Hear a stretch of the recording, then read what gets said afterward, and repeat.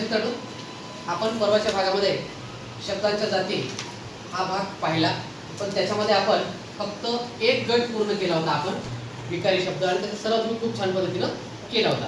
आज आपण पुन्हा एकदा शब्दांच्या जाती ज्या एकूण 8 आहेत त्याचा संपूर्ण भाग आपल्या आजच्या तासिकेमध्ये आपण या बरोबर पाहूया. तर लक्षात ठेवायच्या कोणत्या गोष्टी आहेत, तर शब्दांच्या जाती ज्या आहेत त्याचे मुख्य 2 गट पडतात. पहिला आहे विकारी शब्द आणि दुसरा आहे अविकारी. विकारीचा अर्थ इथं बदल होणारे शब्द असतात आणि अविकारी म्हणजे त्याच्यामध्ये कुठलाही बदल होत नाही. आता ते बदल कसा ते वाक्यानुसार तुम्हाला पुढे समजून सांगते. म्हणजे या विकारीमध्ये 4 जण असतात. एक आहे नाम, सर्वनाम, विशेषण, क्रिया. नाम कशाला म्हणतो आपण? कोणतीही वस्तू असू द्या, मग ती तुला ज्या नावाने हाक मारतो, मग ती सजीव असेल, निर्जीव असेल, दृश्य असेल, अदृश्य असेल, त्याच्या नावाला आपण नाम असे म्हणतो. सर्वनाम कशाला म्हणतो?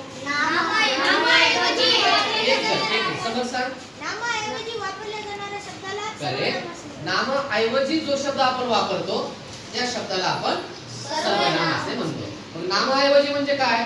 समजा नाम आहे कृष्णा, तर कृष्णाच्या ऐवजी कृष्णा काय करतोय? कृष्णा कुठे गेला? कृष्णा जेवला का? कृष्णा बाजार देतो का? या ऐवजी आपण काय म्हणतो? तो, तू हे शब्द वापरतो. या तो, तू, ती, ते, हा, ही, मी, आम्ही या शब्दांना आपण काय म्हणतो? सर्वनाम म्हणतो. त्याच्यानंतर विशेषण. विशेषण कशाला म्हणायचं? या नामाबद्दल विशेष माहिती सांगणारा किंवा सर्वनामाबद्दल विशेष माहिती सांगणाऱ्या शब्दाला विशेषण म्हणायचं. तो खोडकर आहे. आंबा गोड आहे. आंबा आहे पण कसा आहे?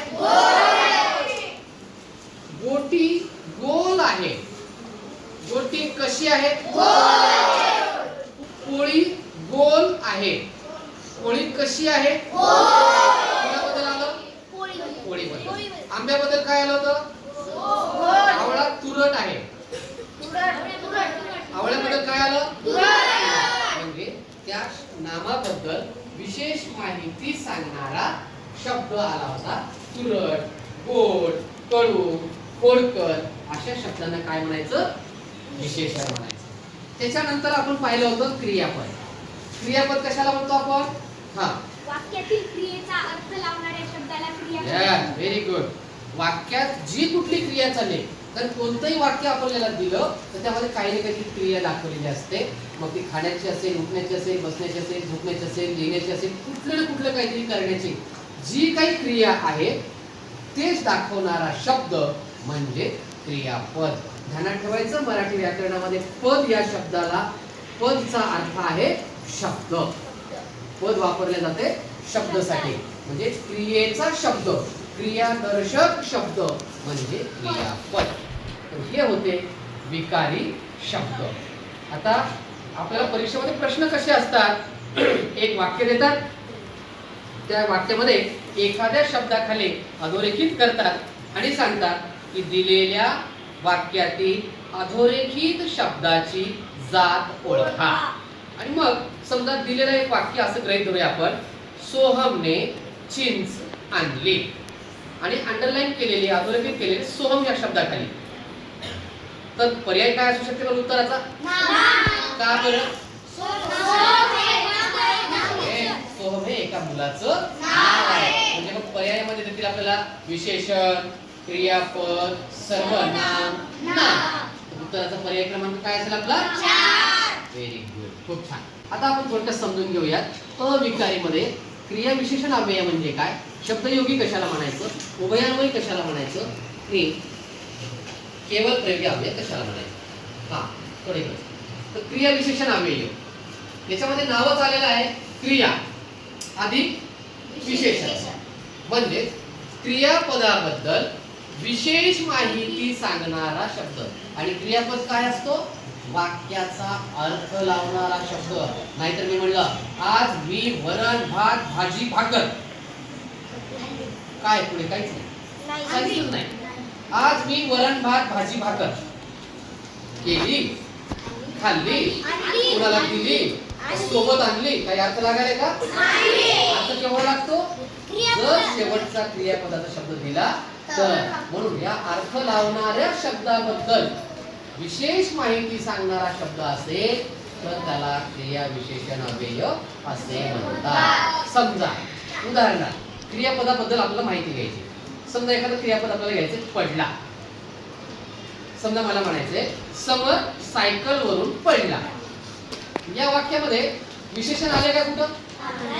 समर ना, सायकल ना, पडला पडण्याची क्रिया विशेषण आले का? क्रिया विशेषण आले का? नाही. पण जर समजा मी वाक्य आता बदललं, समर सायकल वरून धपकून पडला. कसा पडला? क्रियापदाला प्रश्न विचारा. जसं नामाला प्रश्न विचारला कसा, कशी, कसे, तर उत्तर मिळते विशेषण. आता क्रियापदाला प्रश्न विचारा कसा, कशी, कसे. कसा पडला रे बाबा? धपकन पडला. धपकन काय आपलं? विशेषण. धपकन काय असेल? लक्षात आलं? शब्दयोगी अव्यय. इथं पहा दोन शब्द जोडले गेलेले आहेत. एक आहे शब्द प्लस शब्द प्लस योग. योग म्हणजे बेरीज. शब्द म्हटलं की एक शब्द त्याला आणखी दुसऱ्या एका शब्दाची जोड बसणार आहे. म्हणजे तिथं काहीतरी वाढ होणार आहे. काय वाढ होणार आहे? एखादं वाक्य बघा आणि हे सगळे कसे अविकारी. मी झाडावर चढलो. पहा वाक्य कसं आहे? मी झाडावर चढलो.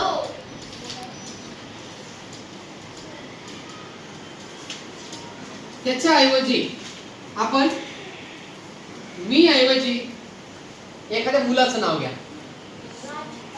अर्णव झाडावर पडला. अर्णव झाडावर चढला. मीच्या जागी अर्णव बदलला, चढलोच चढला झालं. एखाद्या मुलीचं नाव घेऊन पहा.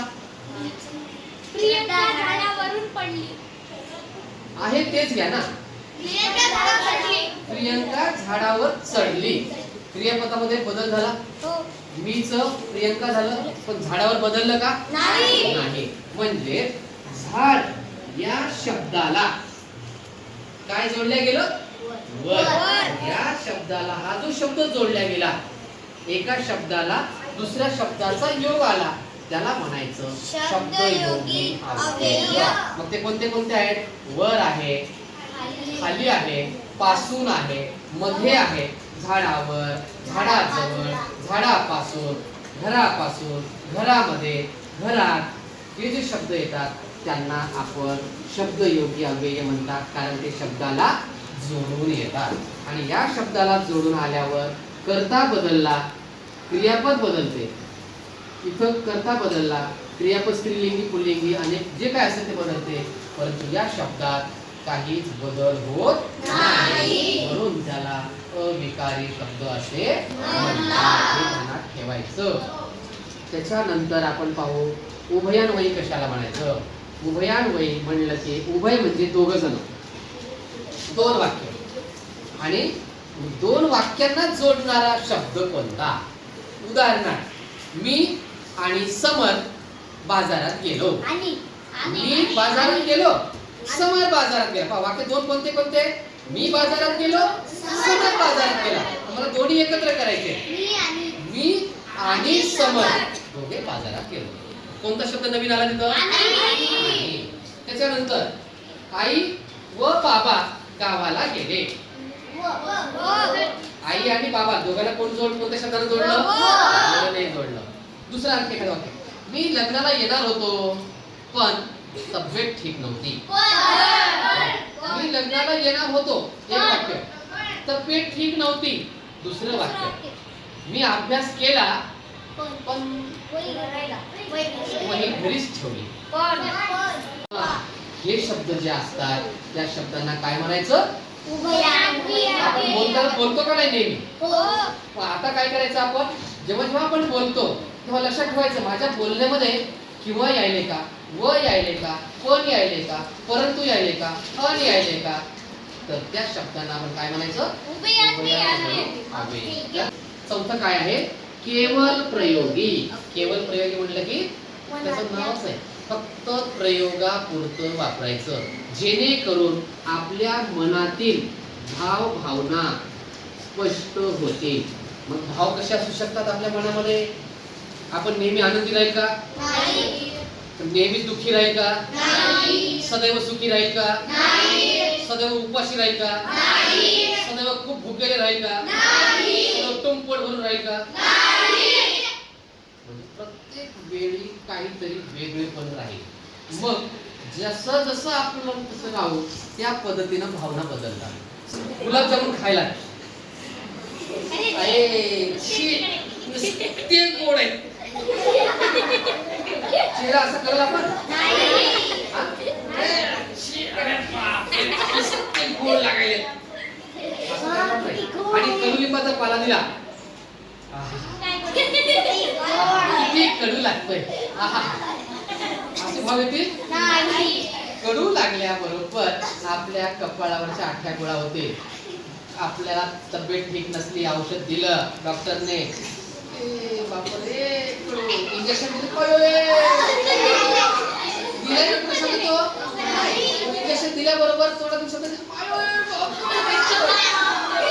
पोट कापलं, काय होते, थोडस कापलं, आई ग, आणि टंगडं मोडलं,